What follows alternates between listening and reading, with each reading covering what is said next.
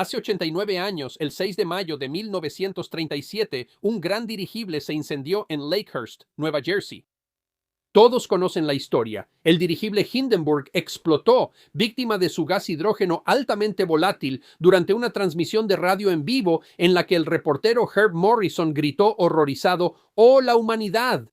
Prácticamente todos a bordo murieron, víctimas de las llamas ineludibles. Más tarde se determinó que la cubierta del dirigible estaba hecha de un material tan volátil que podría describirse como combustible para cohetes. Es una historia terrible. Pero aparte del hecho de que el Hindenburg sí se incendió el 6 de mayo de 1937, prácticamente nada más en la historia que acabo de contar es cierto. La historia del desastre del Hindenburg con el tiempo se ha convertido más en un mito que en un hecho. Y la verdad se ha vuelto una historia casi olvidada. Aunque los dirigibles se usaron durante la Gran Guerra, la era de los viajes de pasajeros en dirigible fue relativamente breve. El dirigible Graf Zeppelin fue el primer dirigible en ofrecer viajes comerciales transatlánticos a partir de 1928.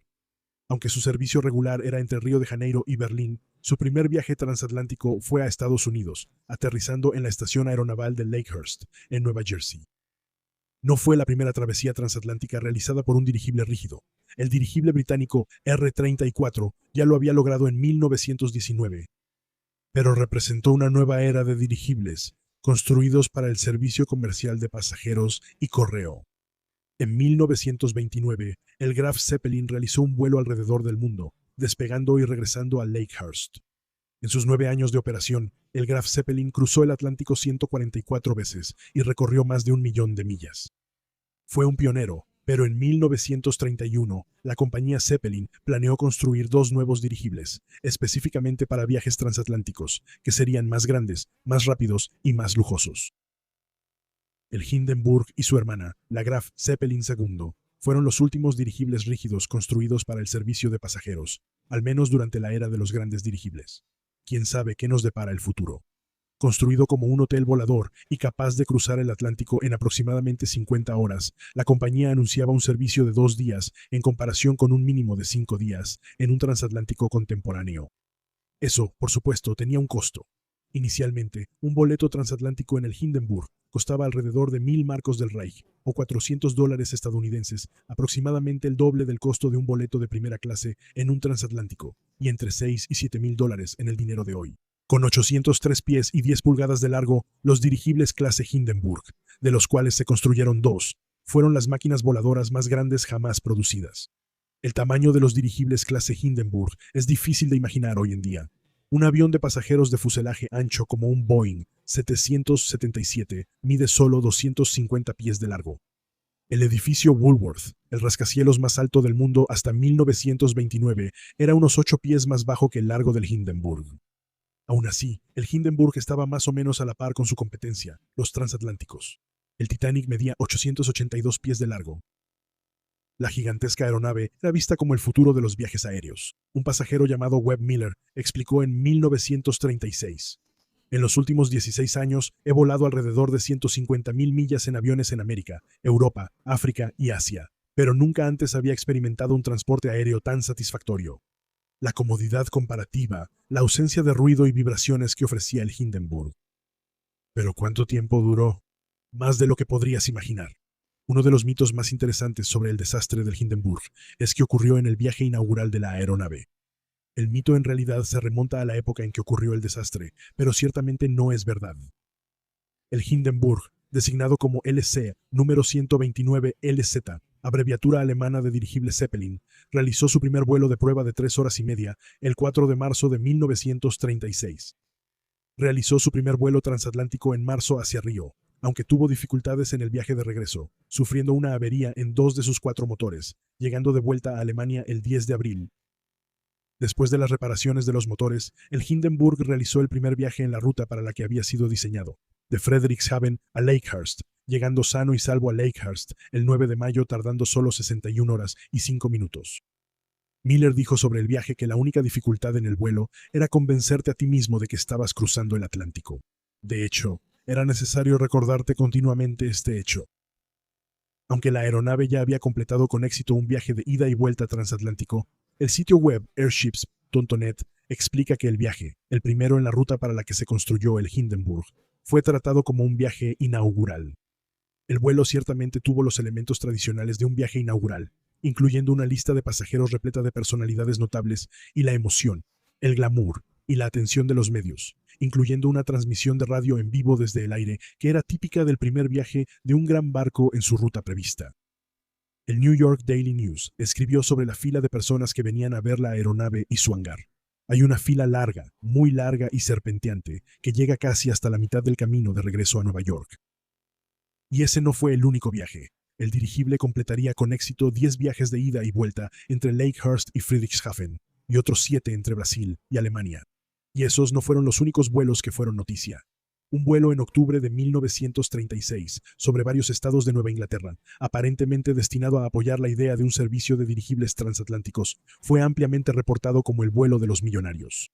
La Associated Press informó que una muestra representativa de los personajes más destacados de los negocios, las finanzas y la élite de millonarios, 73 hombres en total, se reunieron hoy para un vuelo de 10 horas sobre 6 estados del este en el dirigible alemán Hindenburg. El Hindenburg fue promocionado como una forma fácil de viajar para los Juegos Olímpicos de 1936. De hecho, el Hindenburg realizó 10 viajes de ida y vuelta exitosos entre Friedrichshafen y Lakehurst. Entonces, ¿cómo surgió el mito de que el desastre de mayo de 1937 ocurrió en el viaje inaugural del dirigible? Una explicación es que los viajes en dirigibles son estacionales. Los dirigibles normalmente evitaban viajar a través del Atlántico Norte en los meses de enero a abril, ya que las tormentas invernales, los vientos impredecibles y las malas condiciones climáticas sobre el Atlántico lo hacían peligroso para los dirigibles ligeros y de poca potencia. El viaje que salió de Frankfurt hacia Lakehurst el 3 de mayo de 1937 fue anunciado como la inauguración de la temporada 1937 de servicio regular. Por lo tanto, recibió gran parte de la fanfarria de un vuelo inaugural. Pasajeros famosos, turistas que venían a presenciar la llegada, filmaciones periodísticas.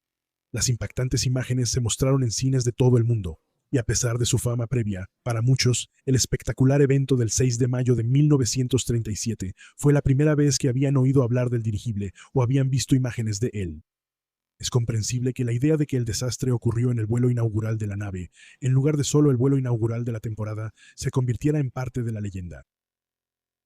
Una segunda posibilidad es que muchos parecen relacionar el desastre del Hindenburg con el hundimiento del Titanic en 1912. Ambos eran naves famosas, construidos para el lujo y destinados principalmente a los ricos, y de hecho, ambos tenían una longitud similar. Ambos también viajaban de Europa a Nueva York. Ambos llevaban personas famosas y adineradas. De nuevo, con tantos paralelismos, es fácil entender cómo la gente también empezó a creer que el Hindenburg, al igual que el Titanic, enfrentó un desastre en su viaje inaugural. De hecho, era el vuelo número 63 del Zeppelin. Lo que nos lleva a otro mito, que el Hindenburg explotó debido a su gas de hidrógeno. Es cierto que el Hindenburg había sido diseñado originalmente para usar helio como gas de elevación. El helio es más pesado y menos flotante que el hidrógeno, y en ese entonces era mucho más raro y caro. Pero a diferencia del hidrógeno, el helio no arde, lo que lo hace inherentemente más seguro que el hidrógeno altamente inflamable. Sin embargo, no solo el helio era raro, sino que, como se mencionó en otro episodio de The History Guy, en 1936, la gran mayoría del suministro mundial estaba en Estados Unidos. Estados Unidos estaba construyendo dirigibles militares y apenas podía satisfacer sus propias necesidades de helio. La Ley de Minerales de 1925 básicamente le dio al gobierno de Estados Unidos el monopolio del helio estadounidense. Estados Unidos no le vendería helio a Alemania. A pesar de haber sido diseñado pensando en el helio, el Zeppelin fue modificado con bolsas de gas hechas para hidrógeno, que era fácil de producir. De hecho, eso ofrecía una ventaja, ya que el hidrógeno ofrecía mayor sustentación. ¿Fue imprudente esa decisión? En realidad no. Aunque la compañía Zeppelin reconocía que el helio sería más seguro, hasta ese momento todo el servicio de dirigibles para pasajeros se había realizado usando hidrógeno.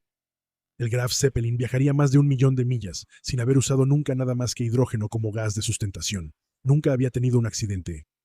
De hecho, el antiguo Graf Zeppelin era conocido por perder naturalmente más hidrógeno que el Hindenburg y nunca había experimentado un accidente. Los diseñadores habían utilizado numerosos métodos para prevenir la explosión del gas, y su uso, aunque era un riesgo calculado, se consideraba manejable.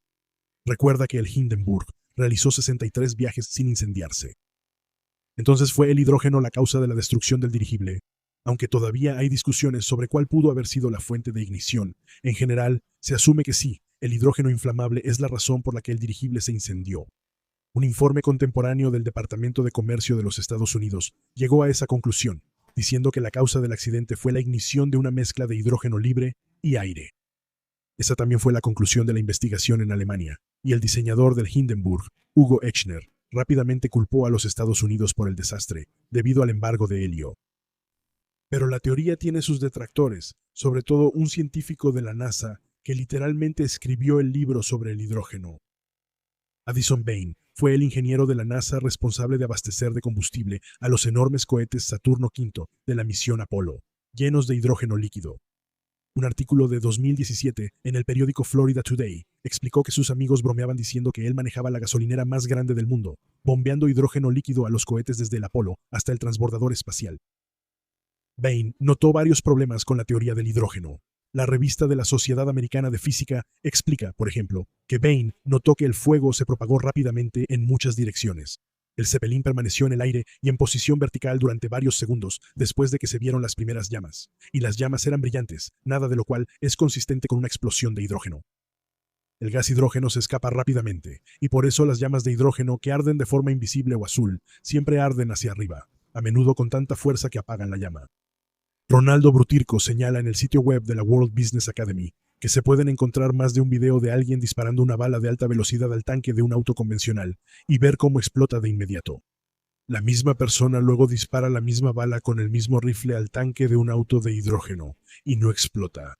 Sale una llama azul vibrante del tanque hacia el aire y se apaga sola en cuestión de minutos.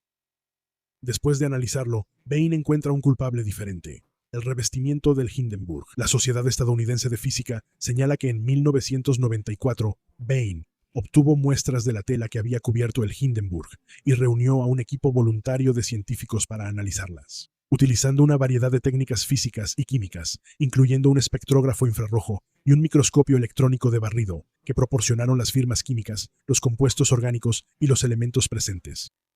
Su conclusión: la fuente del incendio fue el uso de lacas y pinturas a base de metal en el casco exterior y las celdas de gas, que se encendieron por una descarga eléctrica. Supongo que la moraleja de la historia, dijo, es que no pintes tu dirigible con combustible para cohetes. Concluyen, irónicamente, que los hallazgos de Bain no son muy conocidos, y por eso la mayoría de los científicos y miembros del público persisten en la creencia acrítica de que el hidrógeno causó el incendio del Hindenburg. ¿Entonces el hidrógeno era inocente? Bueno, no tan rápido. Otros científicos han cuestionado la teoría de Bain. A. J. Dessler, del Laboratorio Lunar y Planetario de la Universidad de Arizona, resumió la respuesta en 2004. Se conoce la composición de la pintura y no es una forma de combustible sólido para cohetes. Incluso si lo fuera, en el mejor de los casos ardería alrededor de 1000 veces más lento de lo necesario para explicar la rápida propagación del incendio. Por ejemplo, si el Hindenburg estuviera recubierto exactamente con el mismo combustible sólido para cohetes que se usó en los propulsores sólidos del transbordador espacial, tomaría alrededor de 10 horas para que el dirigible se quemara de un extremo al otro, en comparación con el tiempo real de 34 segundos. Entonces, ¿fue el hidrógeno o fue la pintura hecha de combustible para cohetes? Ambos tienen sus defensores. Bain señala que, a pesar de sus afirmaciones sobre el helio, los documentos alemanes de la época muestran que la respuesta fue hacer cambios en el recubrimiento del dirigible. En 2017, Florida Today indicó que Bain seguía sosteniendo que el hidrógeno no fue la causa del incendio, algo que, presumiblemente, mantuvo hasta su muerte en 2025. Pero las dos ideas podrían no ser tan contradictorias como parecen. Lo que Bain analizaba era la causa del incendio, pero él no niega que, una vez iniciado, la enorme cantidad de hidrógeno en la aeronave habría contribuido al incendio. Es posible que Bain tenga razón, que la piel inflamable fue donde comenzó el incendio, pero una vez en llamas, los aproximadamente 7 millones de pies cúbicos de hidrógeno hicieron que el fuego se propagara tan rápidamente por la enorme aeronave. Aunque el hidrógeno pudo haber estado propagando el fuego, la llama naranja que se ve en las películas no pudo haber sido hidrógeno. Obviamente la piel también se estaba quemando. El 10 de enero de 2007, el programa de televisión Cazadores de Mitos probó la teoría de que la piel era combustible para cohetes y concluyó, mediante pruebas con modelos a escala, que solo el hidrógeno podía explicar la rapidez con la que se propagó el incendio. El incendio fue alimentado por una combinación de la piel y el hidrógeno, y aún no se sabe si la llama comenzó con uno u otro, pero generalmente se acepta que pudo haber sido cualquiera de los dos. Pero todavía hay un punto que claramente es un mito. La búsqueda de Bain para exonerar al hidrógeno comenzó cuando se molestó por una frase en una placa en el Museo Nacional del Aire y el Espacio del Smithsonian que decía, «Su hidrógeno explotó». Como explica Flora Today, el hombre que escribió el libro sobre el hidrógeno pensó de inmediato, no, aquí hay algo mal. El hidrógeno no explota. Así nació el mito de que el Hindenburg explotó. Aunque el fuego se propagó rápidamente, nunca tuvo fuerza explosiva. La razón, como explica una hoja informativa de la Asociación Nacional de Hidrógeno, es que el hidrógeno tiene que combinarse con oxígeno, al menos un 10%, para tener la energía suficiente para crear una explosión. Como las 16 grandes celdas de gas en el Hindenburg estaban selladas, no contenían suficiente oxígeno para crear una explosión. El Hindenburg se quemó rápidamente y ciertamente con la ayuda del hidrógeno, pero no explotó. Aunque todo el evento solo tomó 30 segundos, las celdas de gas, de hecho, permitieron que el dirigible descendiera lentamente al suelo. Lo que nos lleva a otro mito. ¿Qué tan mortal fue el accidente? La espectacularidad de la filmación tiende a convencer a la gente de que era prácticamente imposible sobrevivir, con millones de pies cúbicos de gas inflamable incendiándose tan rápido.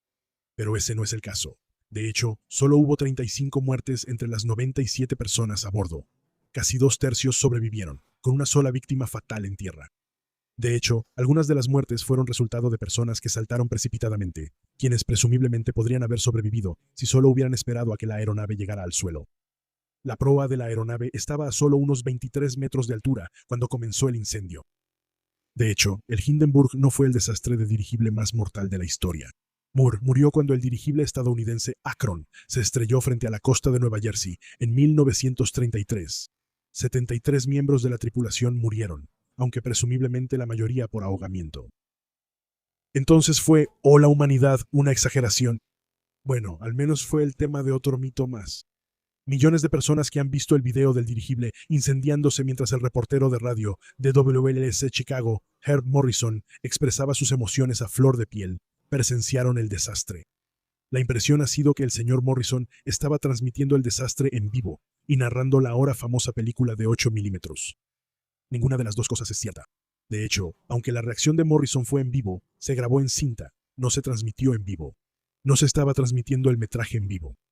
El desastre ocurrió 8 años antes del primer informe de noticias en vivo por televisión de Lowell Thomas, en marzo de 1940. La película se proyectó después en los cines y el audio se transmitió después en la radio.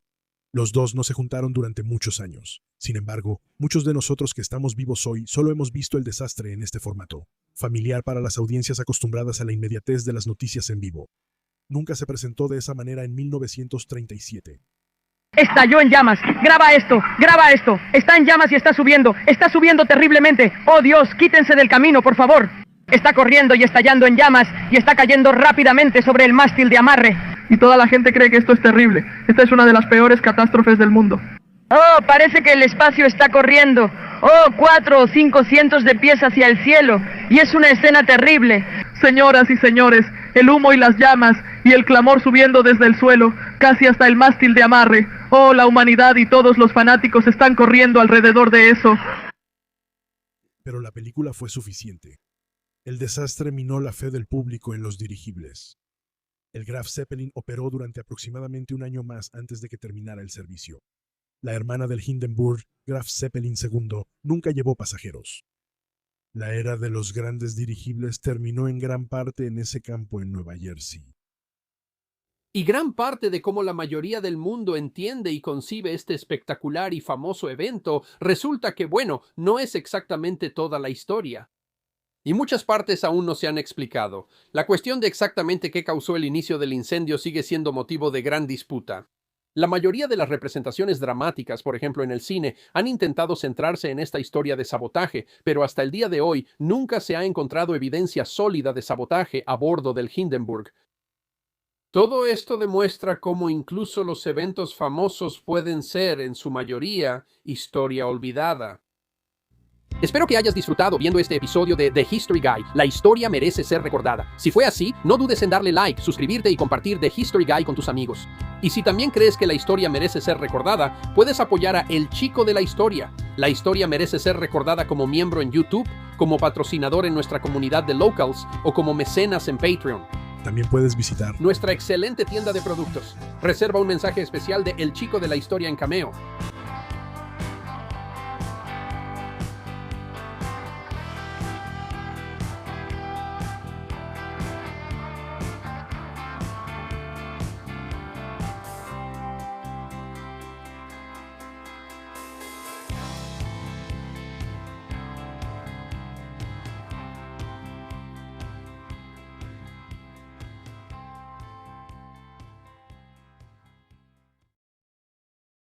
Oye, amigo, ¿Quieres venir a grabar un video? lo tomaré como un no.